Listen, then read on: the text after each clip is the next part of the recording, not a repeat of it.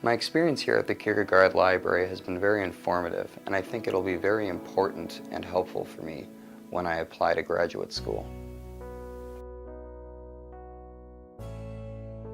I think that the library is a safe haven holding the secrets to philosophy and humankind, and I'm really grateful to have been a part of that.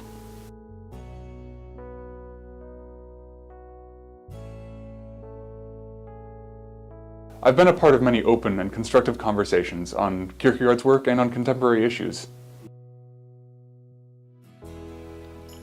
My name is Brady Komerick.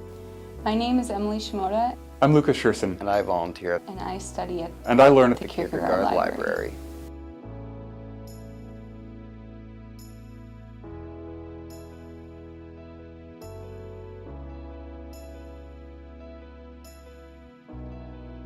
There is so much to say about the Hong Kierkegaard Library at St. Olaf College, and the best person to tell you about it is the curator of it himself.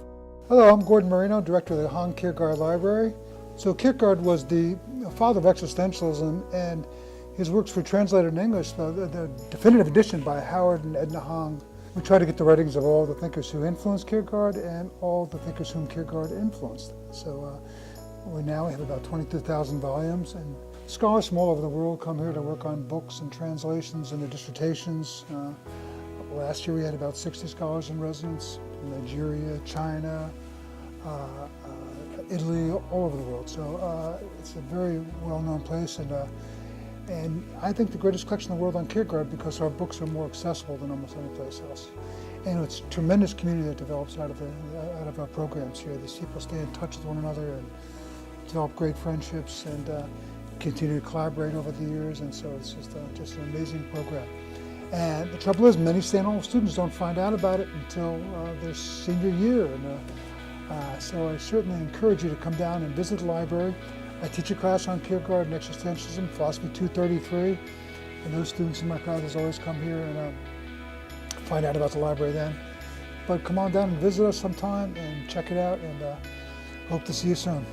Professor Marino isn't the only one who has good things to say about the library. Brady Komerick is a volunteer who knows that the library has helped him in multiple ways. For the 3 months that I've been working at the Kierkegaard Library, I've learned a lot about the collection, the organization of the collection, as well as the general duties of an archivist. The staff at the Kierkegaard Library have been very supportive, helping me learn the basics of archival work, such as use of their electronic database, shelf reading books, and learning more about the collection. Overall, I've really enjoyed my time here. Besides working with the actual collection, some students, like Emily Shimoda, get to work on publications and other Kierkegaard Library functions. I was the editorial intern for the Soren Kierkegaard newsletter, and I really loved it. It was an amazing experience for me to learn about researching, writing, editing, and publishing an academic journal. I also love to study in the lounge outside the library. It's a really great place to drink coffee, do homework, and have great chats with your friends. I also love to talk with scholars from around the world. It's really interesting to hear their stories, their passions, and their interests. While some students just work in the library, others, such as Lucas Scherson, have had their entire life and career trajectories changed by it. My time at the library began as I was preparing for a semester abroad in Denmark, and I signed up for the Kierkegaard Library's class on Danish language. I really just wanted to get a handle on the language before I went, but really the class surpassed all of my expectations. The community there was amazing. It was a community that was eager to foster dialogue, both academically and socially. I was so impressed that when I got back from Denmark, I decided to apply for a job there at the library. That job over the summer gave me even more experience with the community fostered at the library, and I feel like I learned a lot, both about Kierkegaard and about life in academia. During this time, I worked with scholars from all over the world, and I was able to help them both navigate the library and learn more about life in the United States and in Northfield. At the same time, we've interacted with this one-of-a-kind collection, and it's that collection that's helped us engage in constructive dialogue, both on Kierkegaard and on contemporary issues. It's this dialogue at the library that's encouraged me to become an editor at The Read, which is the school's undergraduate journal of existentialism. Most importantly, I've been able to apply these things I've learned in the library to my everyday life. My time there has been really important in helping me decide to get a degree in divinity after I graduate from St. Olaf. And I hope that when I'm in seminary, I get to continue these conversations I've started at the library about faith and existence. Whether you are a student or a professor, there's something at the Kierkegaard Library for you.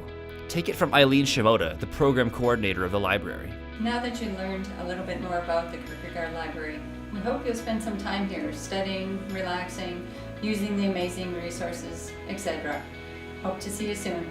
You've heard it from students and faculty alike, so whether it's studying, socialization, or employment, the Kierkegaard Library is your destination.